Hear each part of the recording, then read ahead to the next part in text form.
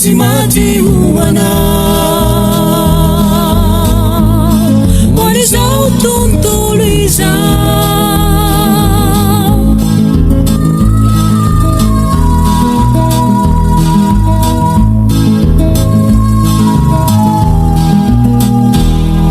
apandeyana neniku nisisandira emichutra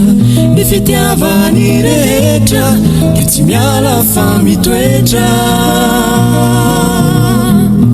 nifitiavani madiu nuatuluni anao kumetezare anivu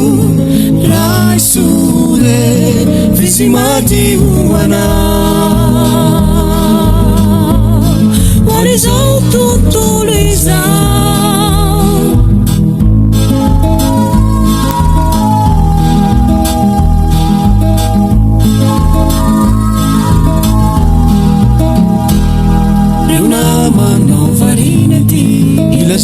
Zambalala famudena tsividina faumena tsisifetra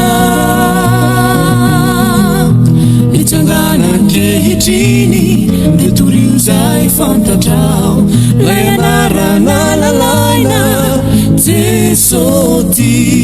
vizimati uana wanizao tuntuliza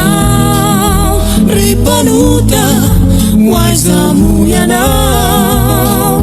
maenure zesomyanswana ripanuta waizamuyana maenure zesomyanswana ripanuta waizamuyana maenure zesomyanswana ripanuta waizamuyana maenure zesomyanswana